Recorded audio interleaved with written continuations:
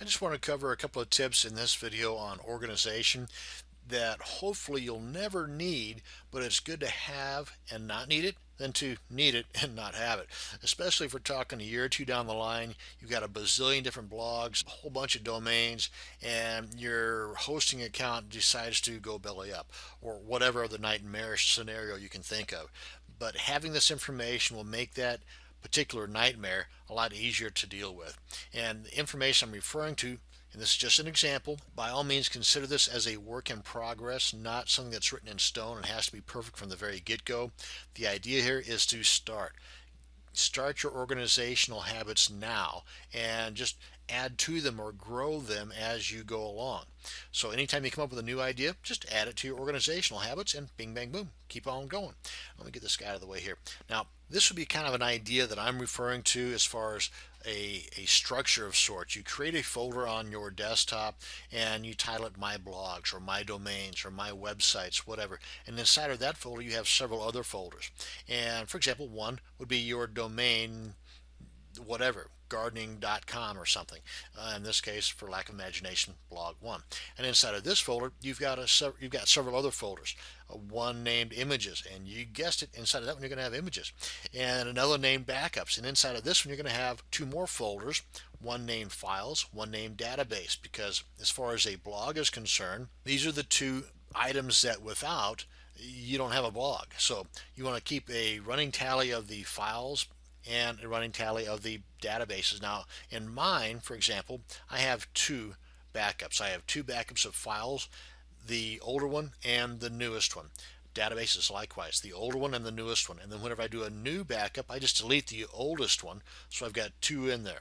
Again, if you do this daily, weekly, monthly, heaven forbid, annually, then you've got however many in here, and those you would want to date, so you have some kind of an idea as to what information is within that particular backup. Also, I've got a miscellaneous, kind of a catch-all. If you sell advertising space or banners on your blog, for example, then you want to be able to quickly put those back into play because your customers in most cases may have already paid for that, so you want to keep them in the forefront of your thinking whenever you're trying to restructure or recreate your blog that has gone bye-bye. So under any other type of a folder, be it miscellaneous or advertising or whatever, maybe you've got affiliate products in there that you're selling, or you got resell products. Again, just use these as guides to go by, and once you get started, your brain's going to kick into high gear and come up with some additional ideas. I'm pretty darn sure.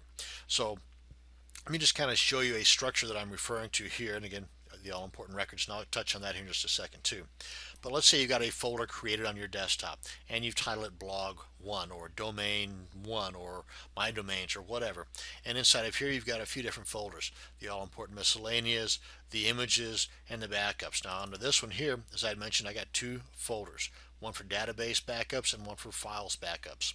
And in addition to these folders here, I would also have some documents in here like text documents or PowerPoint slides, or maybe even videos that I created, some kind of screen capture of the process of doing this or that.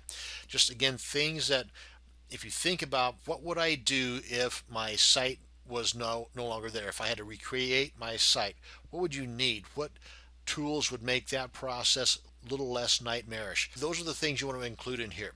Now as far as records, as I had mentioned before, this is just a guide. Again, use it as a template if nothing else. But every time that I get a new domain, I break out this guy. I've got one as a template and I just fill in the blanks. And most of this is information you'll get from the email from your new hosting account, be it HostGator, Bluehost, Lunar Pages, whatever. But they'll send you an email with a lot of this stuff. Go ahead and document it then and there, or just copy that email and put that document in your folder for that particular domain. And things like IP address, again, some of this you may never ever need, but it's better to have it and not need it than to need it and not have it, kind of sort of thing. The date that the domain was established, maybe what name server you are using, things like that. Username, password for the cPanel and FTP details, the blog username and password to log in. I gotta tell you folks, I'm a firm believer in RoboForm. I don't want this to be a sales pitch for RoboForm, but I gotta tell you, their free one, which I believe holds up to 10 passwords, I use that within a few hours. I mean, once you get into it, you're going to be hooked. And things like this would not be so necessary. I keep both, actually, redundancy, but I keep this and my RoboForm files. But most of this information is in my RoboForm details. So if forever anything happened and went wrong with my RoboForm files, well, I got it here, and vice versa. So never too redundant, if you ask me. But database information. If you happen to go with this particular domain, let's say you just go hog wild and fantastical with this particular domain, and you've got yourself some kind of a forum, you've got several blogs, with subdomains and so on. You've got OS ticket, you got a help desk. Keep tab of all of the database information in one location. Again, some of the stuff, once you create that, especially using Fantastico, you're not going to have that information available to you unless you really dig deep. So you want to keep this stuff in one location. Hopefully you'll never need it, but just in case you do, it'll make that process a lot easier to swallow and to deal with. So these are just guides. Again, make it not so much perfect from the get-go, but just make it. I mean, start.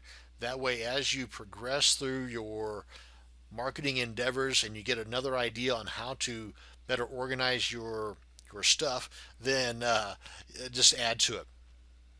The key behind this video, though, is to get you started in the organization, and hopefully some of these tips will really help you out. Thank you very much for watching this video, and you have a great day.